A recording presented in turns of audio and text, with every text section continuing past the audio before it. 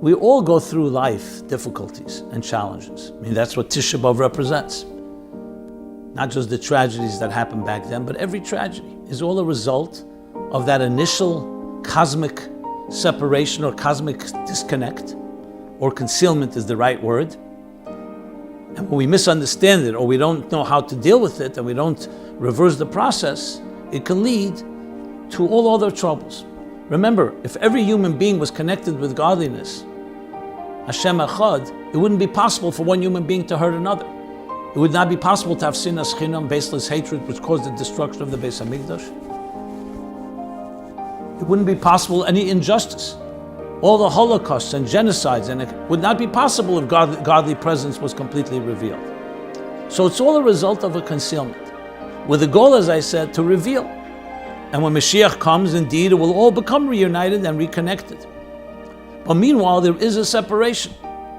And on a personal, microcosmic level, it's the separation of each of us from our own calling.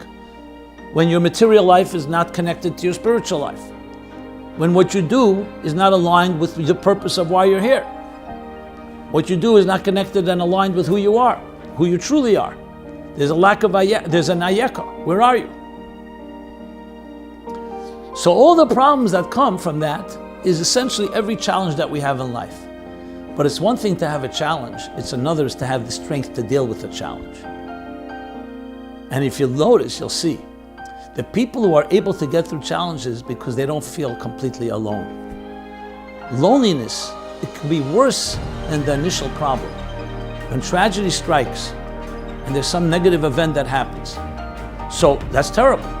But if you have someone to lean on, if you have friends, if you have family, you have a loved one, you have community that supports you, so it doesn't take away from the negative tragedy, but it gives you the strength to fight.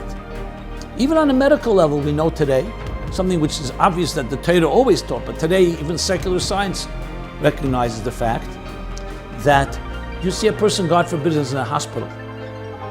Two people. And one has visitors and guests and family and gifts and so on.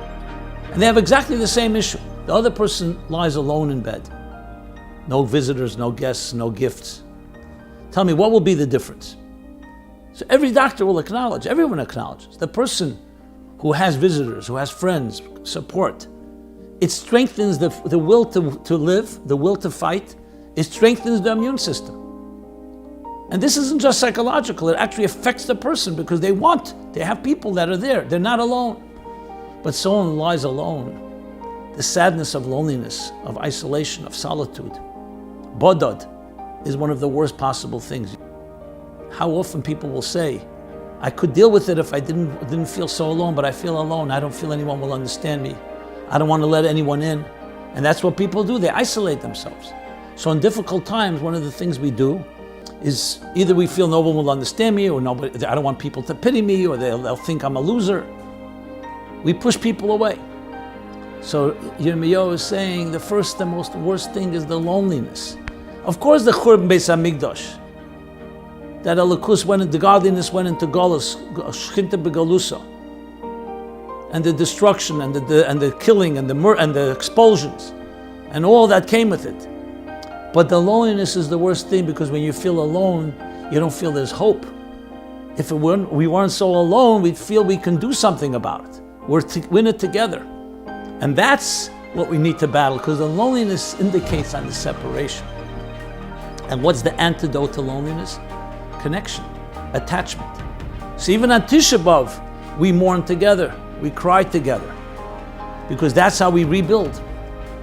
And that's indeed the whole story of the Beis Hamikdash. Rebuilding the Beis Hamikdash, if it was destroyed because of sinas chinam, because Hashem said, Barcheinu Avinu Kolonu Ka'echad. Our Father blesses us when we're all one. Unfortunately, when a family is separate, a house that is split, the Father says, I can't be there. I can't be there when my children are fighting with each other.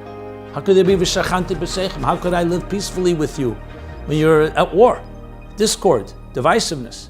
So what's the antidote? Connection. When we reach out to each other, avas chinam, baseless love, unconditional love. The connection we make to each other is the antidote to the Eicha Yoshva Badat. And the root of that is connecting with yourself first. that you know who you are and that you are aligned. So the ayeka is the solution to eicha. Is the root of the problem, but also the antidote, the solution to the problem. To reconnect to who you are. So on Tisha B'Av, the question we have to ask ourselves is, who am I? Am I the businessman? Am I the worker? Am I a body that is eating and drinking and sleeping? Am I a friend? Am I a traveler? Am I a vacationer? These are all things we do. But who you are, you said in the morning.